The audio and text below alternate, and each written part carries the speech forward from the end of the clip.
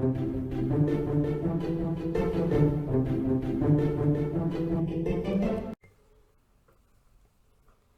Clever Pickles, welcome to the last handwriting video in this series, which is for the letter Z or Z. I know sometimes it's said differently in different countries, so we'll try and cover both of them today, but regardless of how you say it, we still write it pretty much the same. So make sure your pencil is sharp, make sure you're holding it correctly, you're sitting properly, you have everything that you need around you. You don't necessarily need to have your 3 pencils to be able to draw your grass, your sky, or your ground, because hopefully you've done enough practice that you don't need that. However, if you want it for a little bit of extra support, you go for it. Let's start by warming up with the long date. By now you should remember, use the date that it is for you today. I am just going to make up a date that it is, well, it's not even that for me, but whatever you're doing, we're putting the long date, and we're not worrying if we spell it wrong or if it's a little bit messy, because this is our warm-up to get our hands ready. I'm going to pretend it's Thursday. I'm going to pretend it's the 6th. And I'm going to pretend it's April, which I know it's not. So make sure whatever you're doing your date. Don't take too long to do the date. Remember, just a warm-up. That's all it is. Doesn't have to be perfect. Our focus today is Z or Z. And I've just realized I've missed the L on April. Haha. Don't rush. Okay, otherwise you'll end up doing that like me. Okay, so this is a zigzag, which is great because it matches the letter.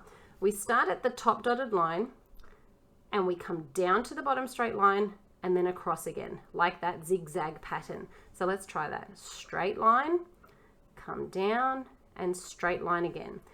And if you kind of turn that around, it's almost like a really big N on one side. It's the same pattern we use when we do an X to come down this way. So you just need to remember, straight line, come down and across, and then straight line. What I'd like you to imagine, and I'll even change colors so you can see this, is that there are 2 train track lines running this way. And these points should all be the same width. If you don't imagine that, you might end up with a letter that looks like that. And that's not accurate. It's a bit hard to read and it's going to make it confusing for whoever's reading your work. So let's try and keep it in that line, in that space there, almost like a timer. Over, down, over. Keep it on those lines. If you try and do it on those lines, you'll be fine. Otherwise, you'll end up with a shape that's too small or too big. 1, 2, 3, 4, 5. I need one more that I'm going to try and do accurately. And that was much better. Okay, for a lowercase Z or Z, you're doing the exact same thing, but you're doing it in this small space here in the body, which is what we call the grass. So let's try that motion a little bit smaller.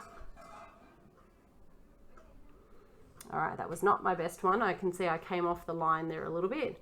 I wasn't really leaning at a good angle. Let's try this again. That's a bit better. Concentrate, think, and then you'll improve. Over and down. Now what's really hard when you're doing a lowercase Z or Z is that it might end up being too wide because you're so used to doing the capital. So just keep that in mind. Simple, small, same space as your other letters. 1, 2, 3, 4, 5. Last one for 6. And I'm done. Okay, let's move on to using Z, Z at the beginning of a word for 0. The number 0. All there in that middle section in the grass section. And next one is zoom, and this also stays in between these 2 straight lines. So you'll be able to tell if your letter is too small or too big by also looking at the size of your other letters. And our last one, zipper. There's no way we could practice this without doing the word zipper.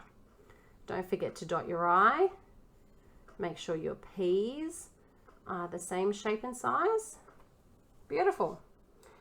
Okay, let's move on to using it in the middle or the end of a word by starting with buzz. So we get to do a double on this one, which is always great because it means that you can test if you're actually using the same size and shape of your letter when they're right next to each other. Oh, I came off the line a little bit there. Okay, next one, lazy. Remember, don't get lazy. We're right at the end.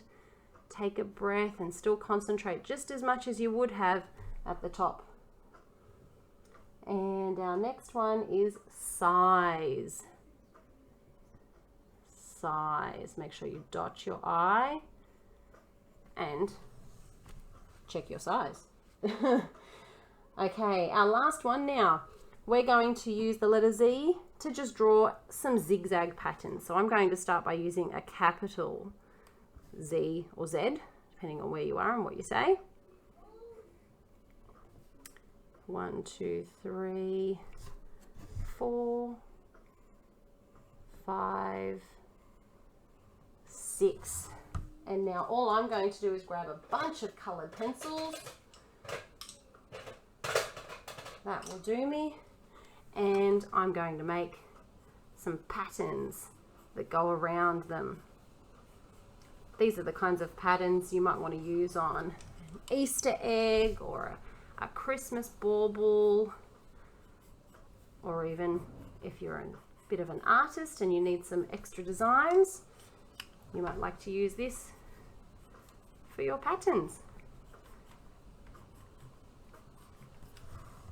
Okay guys, I hope you enjoyed that lesson, and if you've been watching all of the videos, I hope you've enjoyed all the videos and that your handwriting has improved from all your wonderful practice.